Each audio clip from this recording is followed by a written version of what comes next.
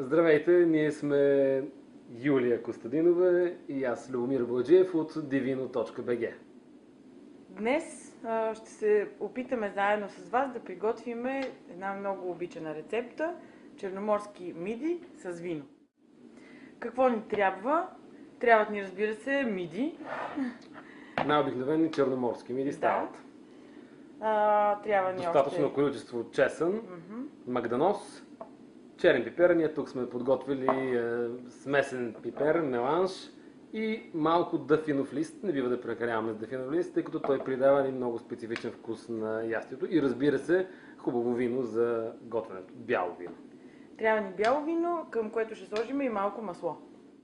И добре, започваме с почистването.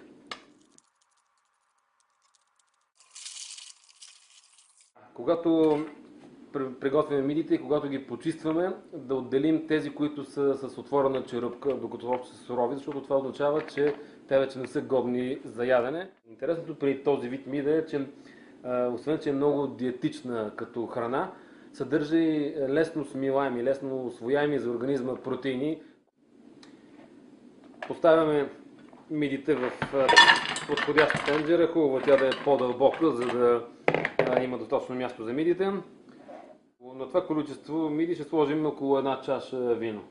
Аха, да. Добре. Така че е достатъчно, но все пак хубаво е да има обем, защото после, когато вече почнат да се отварят самите миди, с капак върху тенджерата ще разтръскаме... Чесъна сега ли го слагаме? Да, слагаме чесъна.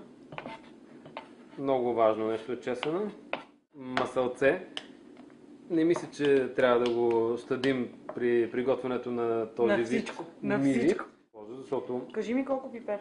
Пипер също колкото поеме. Горе-долу една чаша, на око всичко, разбира се. Така? Екстра. Поливаме. Сега пристъпваме към готвенето.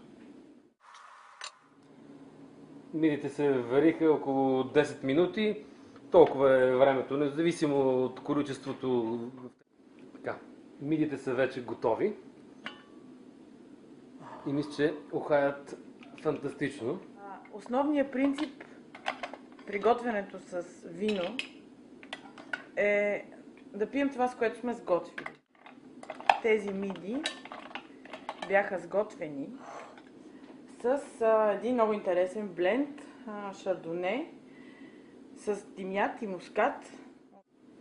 Доста ароматен бленд. Идва от района на славянци, село Сунгурларе. Точно може би муската... Отлично място за хубави български бели вина. И понеже димят не е много разпространен сорт, за съжаление е един от българските, от местните български сортове, но много рядко ще го срещнете самостоятелно, обикновено влиза в блендове. Тук е комбиниран с муската, подчертано ароматен сорт, и шардонето, което придава плътност и сочност. Муската е доста специфичен сорт, който не се харесва на всеки, не е толкова масов сорт и може би това съчетание с шардонето и с димята прави виното да изглежда толкова симпатично. Да, принципът е прост. Избираме вино, което е леко и елегантно, освежаващо. Това е все пак лятна рецепта, подходяща е за горещите ледни следобеди и една чаша охладено, даже ледено охладено свежо бяло винце се връзва много добре. Ненатрапчивия вкус на това вино всъщност много добре изважда морският елемент, нюанса на море в мидената ядка. И това го прави добър партньор, защото нито едното не доминира над другото, а всъщност се изпъкват качествата, изпъква качеството на морската храна. Виното някакси избутва на преден план морската част, без да е натрапчиво. Да. И съчетанието е много добро според мен.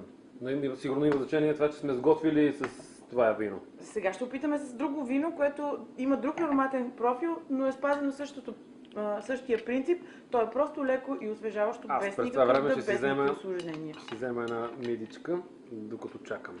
Така, пристъпваме към второто вино. Той е от един вече доста разпознаваем бранд на българския пазар, Quantum Sauvignon Blanc. Да, доста по-различен нос има. Леко пиперливо и също време на някаква свежа трева.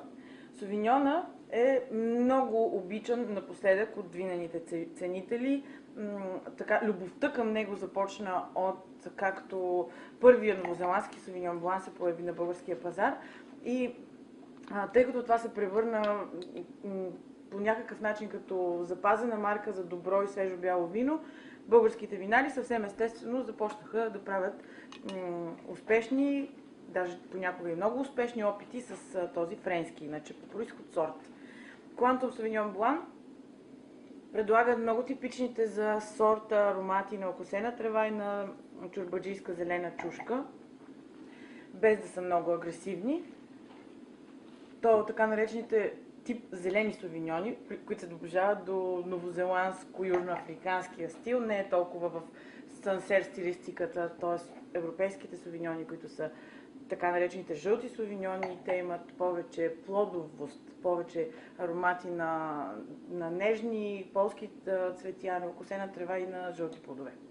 Аз мисля, че въпреки, че не готвихме с това вино, то се съчетава също много добре с мидите, защото внася повече свежест. То ми стои някакси по-свежо от То категорично е. По принцип, сорта, ако е добре направен, той има една много така хрускаща свежест и хрускащи киселини, които много помагат на повечето ястия, например салати с чесън или с лук, да се балансира.